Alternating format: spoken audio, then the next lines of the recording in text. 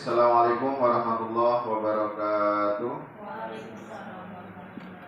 Alhamdulillahirrahmanirrahim. Puji syukur kepada Allah Subhanahu wa Ta'ala karena atas limpah nikmatnya sehingga pada kesempatan siang hari ini kita masih bisa berkumpul bertemu dalam rangka workshop dan penjabaran agenda-agenda yang harus kita laksanakan bersama, dan mudah-mudahan ini berjalan dengan baik. Salawat assallamnya Allah semoga selalu berlimpah dan tercurah ke Nabi besar Muhammad SAW, Nabi akhir zaman, Nabi yang menjadi pencerah bagi kita semua, yang mudah-mudahan dan kita nantikan syafaatnya nanti di yaumul qiyamah. Amin.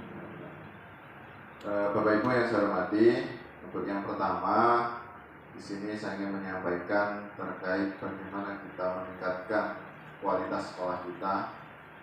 Terutama di tahun 2023 ini kita wajib untuk reakreditasi.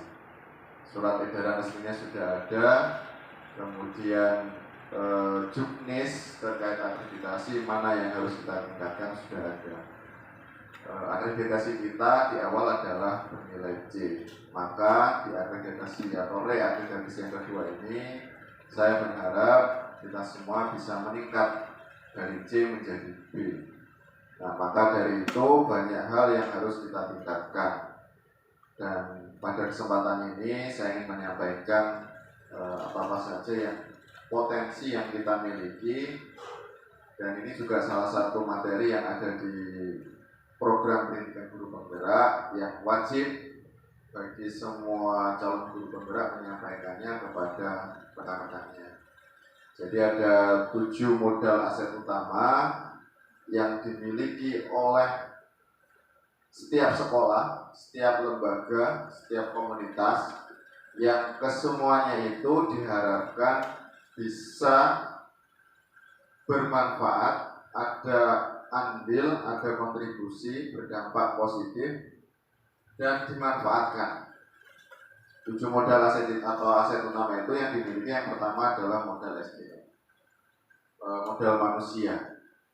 Kita punya dewan guru yang sudah bersertifikasi, yang sudah berkualifikasi pendidikan S1, S2, dan dalam proses S1 dan seterusnya, kemudian memiliki kemampuan mengoperasikan komputer dengan baik, mengoperasikan gadget atau Android dengan baik. Ini adalah modal yang pertama, yaitu modal manusia yang memang memiliki kompeten. Kemudian yang kedua adalah modal sosial, di mana modal sosial ini adalah berkaitan dengan norma dan aturan.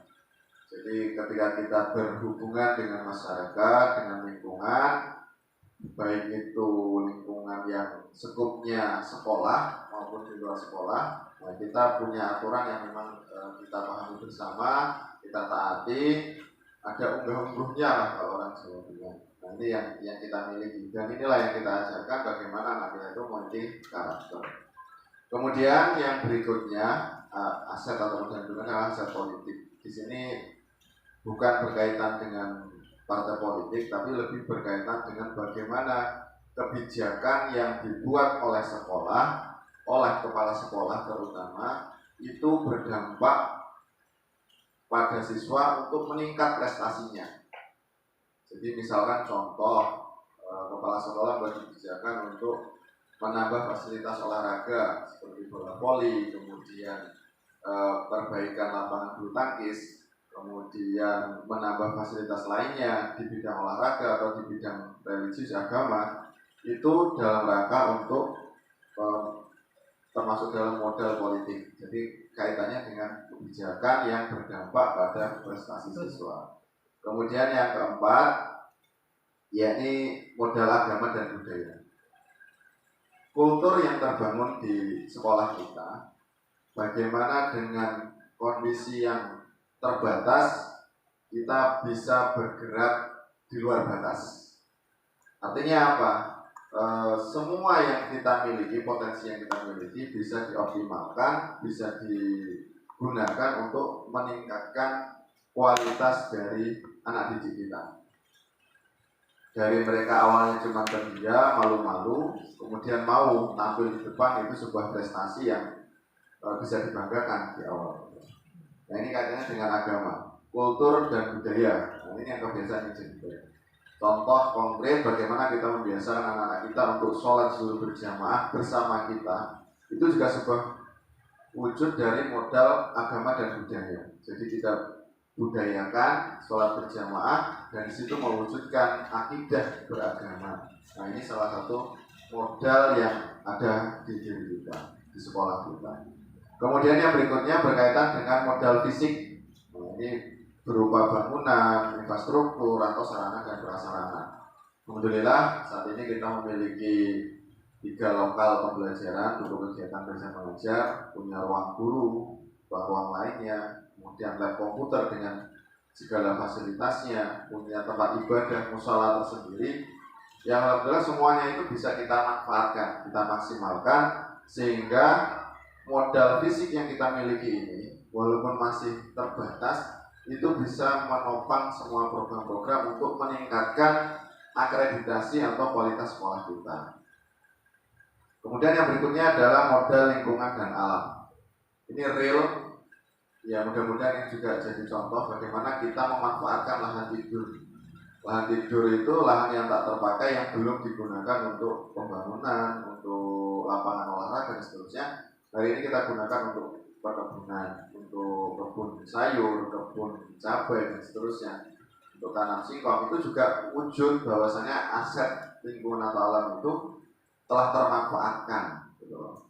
Nah maka dari itu mari kita bareng-bareng mengkoordinir aset yang kita miliki untuk menjadikan sekolah kita itu lebih tampak asri, lebih nyaman dan menyenangkan untuk anak-anak kita. Kemudian yang terakhir adalah modal finansial. Modal finansial yang berkaitan dengan keuangan.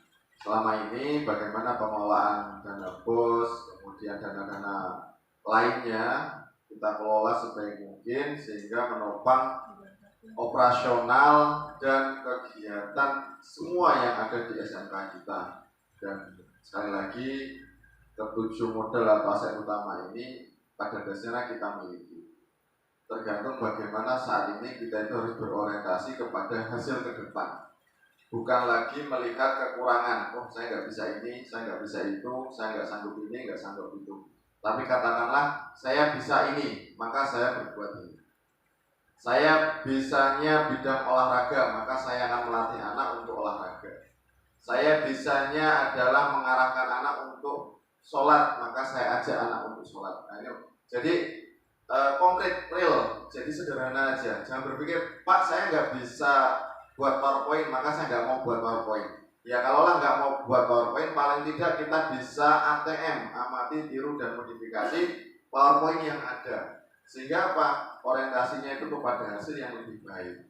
Maka dari itu kemarin saya juga sempat nyumplik kepada Bu Riz, kan ada PPT yang sudah di-share, itu manfaatkan. Termasuk yang saya bagikan kepada Bu Azizah terkait modul ajar, itu dari kementerian Bu, jadi modul itu memang jadi pegangan, tidak untuk dibagikan ke anak, jadi itu pegangan untuk Bu.